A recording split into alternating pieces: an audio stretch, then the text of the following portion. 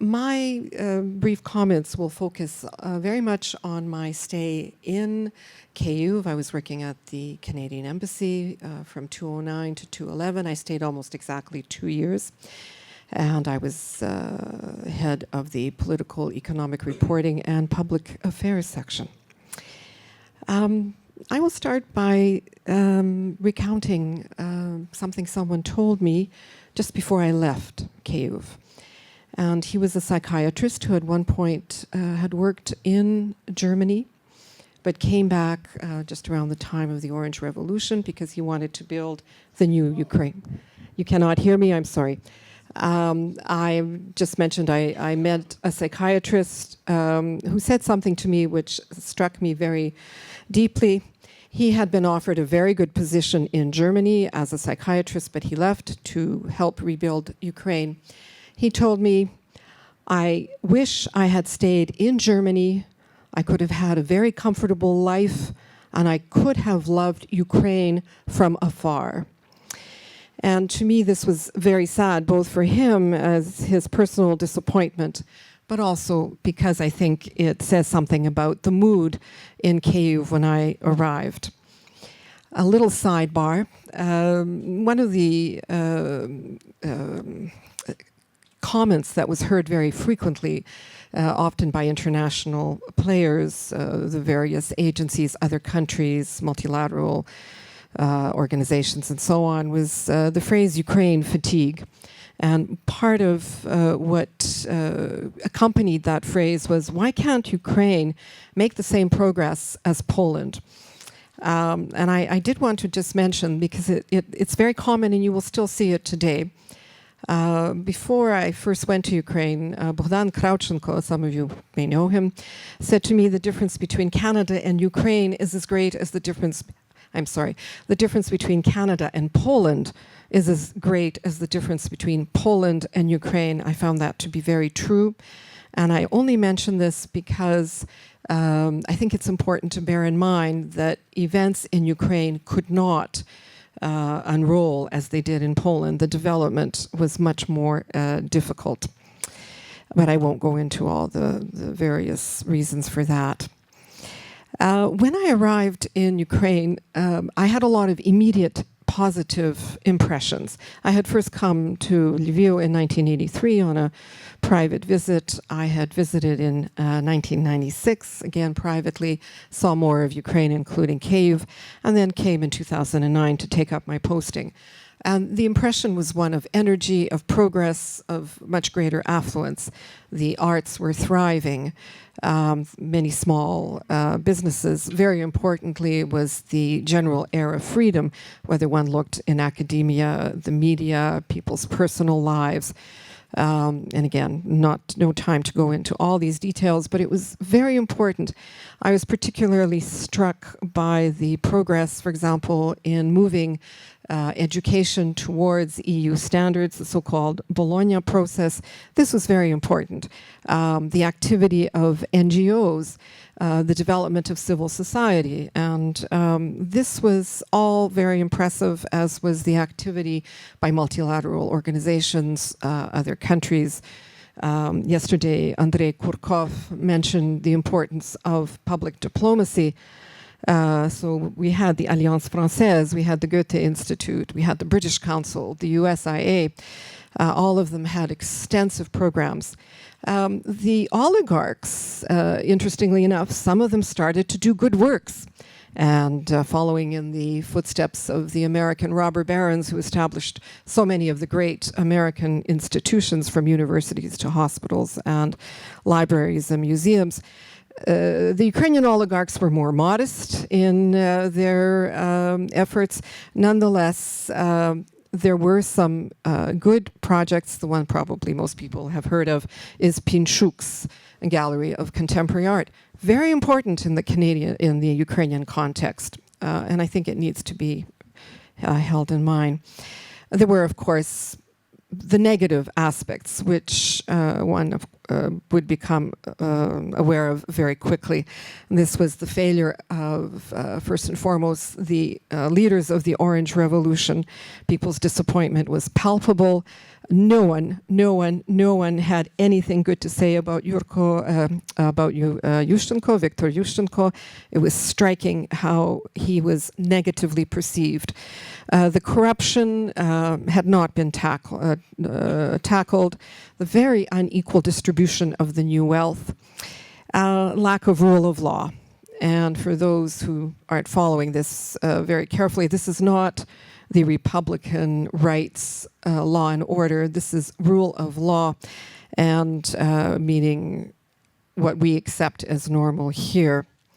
Taras Kuzyo had a very interesting article. He said, Ukraine plays with the rules, not by the rules. And this, unfortunately, was throughout society. Ukrainians themselves were tired. They were tired of the useless political infighting. They were disillusioned with their political class, and they had reason to be disillusioned. Some of you may remember there was the outbreak of the N1H1 virus. This was in approximately November 2009. The three major leaders at the time, what were their comments? Well, Yanukovych said he liked Baba's approach. He took cold showers and ate lots of garlic. Yulia Tymoshenko said, I think she may have said she took warm baths, but in any case, she did say she had herb tea with lots of tea and lemon. Yushchenko, in his very unique, lugubrious manner, talked about how this was the latest plague being visited on Ukraine. None of this showed leadership. None of this was anything that could inspire the local population, which was very cynical about the upcoming presidential election. And so the talk of whom would people support, and I won't go into that, we obviously don't have time, but the notion of protiv всіх, against all, as a valid way of voting had a lot of currency. This disappointing performance by the political class, I think, reflects that many of them were graduates of the Soviet leadership style. They had gone through Komsomol, and so this kind of post-Soviet overhang, I think, had a continuing impact. Very briefly on the election, it got underway shortly after my arrival. I was so struck by these very brilliant posters, billboards all over town. Вона працює, I'm sorry. Вони говорять, вона працює. Вони крадуть, вона працює. Вони брешуть, вона працює. They lie, she works. They steal, she works. They talk, she works. Of course, everyone understood that she was Tymoshenko. It was not yet legal to put up your campaign posters. Just to show that Ukrainians do maintain a good sense of humor about their politicians. One dance studio put up billboards, вона працює, а ми танцюємо. She works and we're dancing. So very briefly about the campaigns. Tymoshenko's very witty, bright start quickly got bogged down in some very inappropriate, uninspired, confusing messages. And she went from this cleverness to, I would say, almost schmaltz. I love Yulia with little white tiger cubs, Yulia with these mass rallies. Everyone knew the participants were bussed in. My cousin's son from Kremenchuk would come to both rallies for Yulia and for Yanukovych because he was paid. What the heck, why not? Yatsenyuk, who's a very intelligent man, kind of a technocrat.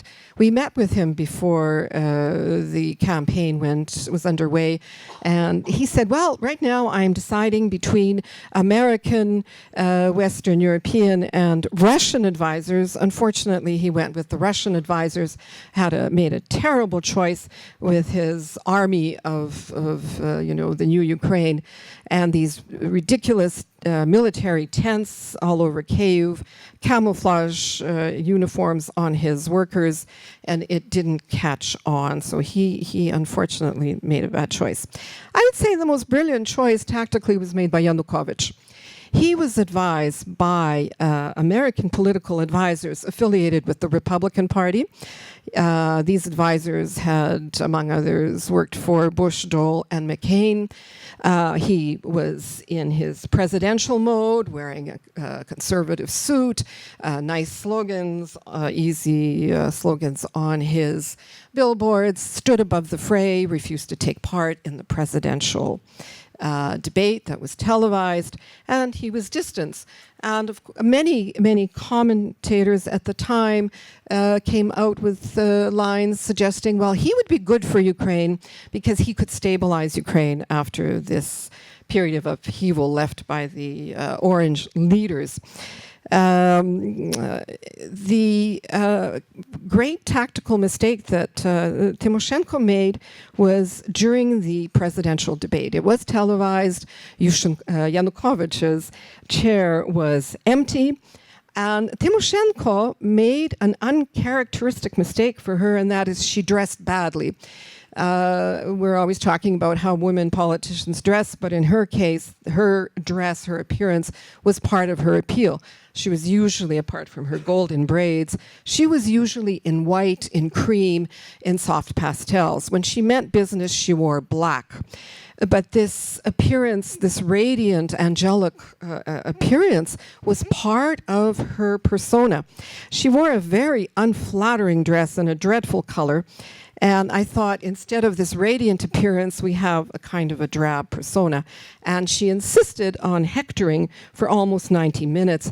And she berated Yanukovych. It was quite a bravura performance because of the statistics, the facts. And of course, Yanukovych was hardly an honorable person. But she, I think, could have used her unlimited time to speak positively about her vision of Ukraine. She did in the end, but she had about 80 ideas. It didn't sink. The role of Yushchenko.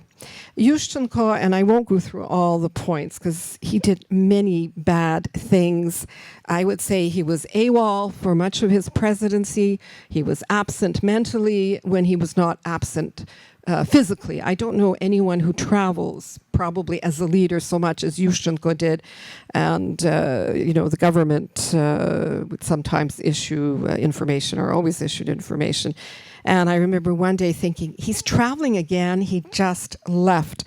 Nonetheless, in spite of his passivity, he did as much as possible to trip up Tymoshenko and her cabinet. And a friend reminded me that in his book, Kurkov, the Ukraine Diaries, refers to a trip that Yushchenko made to Germany, and at a conference, he spent his allotted time berating Tymoshenko and giving out pots of his honey. And I think that's an excellent encapsulation of his presidency. So I'm sorry, I have lots of other things to add, but I will go on to the next point, because I think the failure of Yushchenko is historically one of the tragedies in Ukrainian contemporary history. The worst thing Yushchenko did was in the first and second rounds of the presidential election. The first round was January 17th. The second was the 7th of February. Yushchenko got about 5%. Yanukovych had 35%. Tymoshenko, 24%. Second round, Yanukovych went up to 48.95%. And Tymoshenko had 45.47%. So she lost by just under 3.5%. The protiv всіх vote was 4%. Why is this so critical?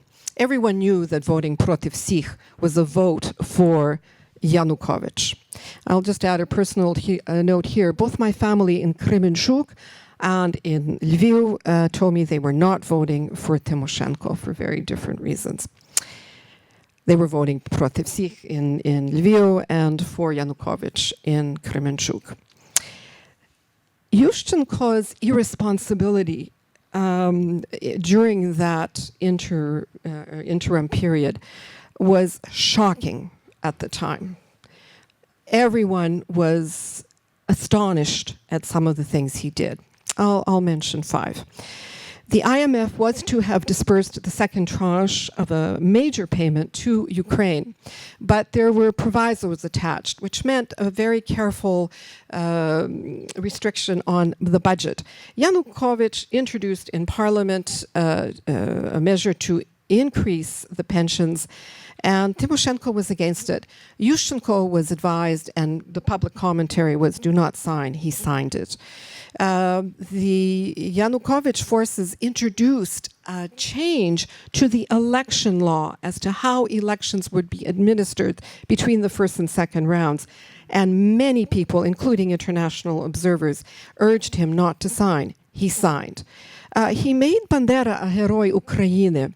This was a provocative act, and this is not a question of whether one is pro or anti-Bandera, but merely that for Eastern Ukraine, Bandera is not a hero, and this put off many people.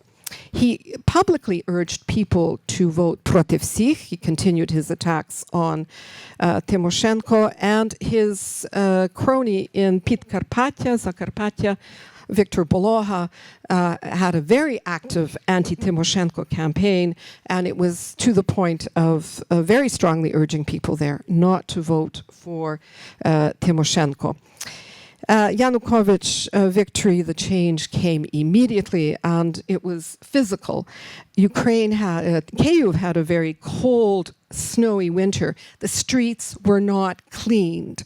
It was like an obstacle course every day, and the traffic, because of this mess, was unbelievable. The day Yanukovych was inaugurated, the streets were spotless. I don't even know how they managed to do it from one day to the next. That mayor at the time was Chernovetsky. Clearly, we understood where his sympathies lay. During the inauguration itself, a very striking indication of where Yanukovych was going. The Moscow Patriarch was invited to be the religious figure presiding over the ceremony. And previously, all religions in Ukraine would have been represented at such an event. I won't go into detail about the 2010 Ukrainian-Russian naval base for national gas treaty, but extending a treaty by 25 years and everything else that went with it was a very dramatic thing. The judicial reform, the judiciary became answerable to the president. Yanukovych bought off the opposition, and members of Tymoshenko and Yushchenko's party went over to support Yanukovych. And if you've got billions, what's a few million to buy a few MPs or many MPs? The Constitutional Court overturned the amendments of the 2004, changing the system back to presidential and increasing the powers of the president. There was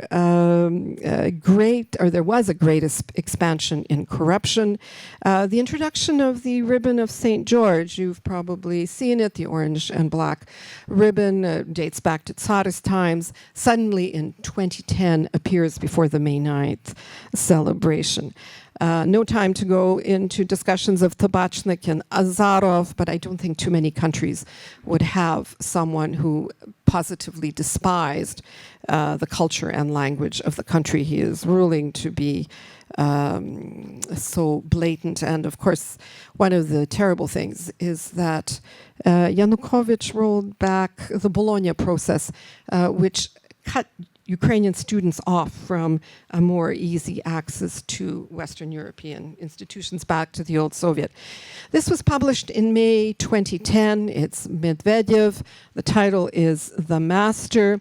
This is the English language version of Tizhdin. 3 months after his election, we have articles appealing titled Unconditional Surrender. The blind rapprochement of the Ukrainian government with the Kremlin is turning sovereign Ukraine into a chunk of imperial territory. A long article on the mess with the gas. Lethargic Europe, the West is slow to grasp the consequence of Ukraine's drift towards Russia. Chekist capitalism and the willingness of Western companies to play according to the rules of Russian post-Soviet business will result in the corrosion of the Western capitalist system.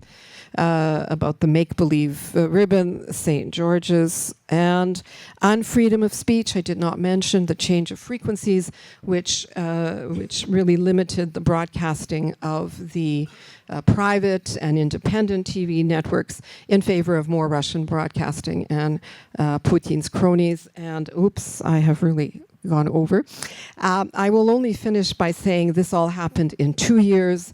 In those 2 years, I think the Maidan of 2014 was obviously, or not obviously, nobody foresaw the Maidan, but the conditions had been laid down. Thanks.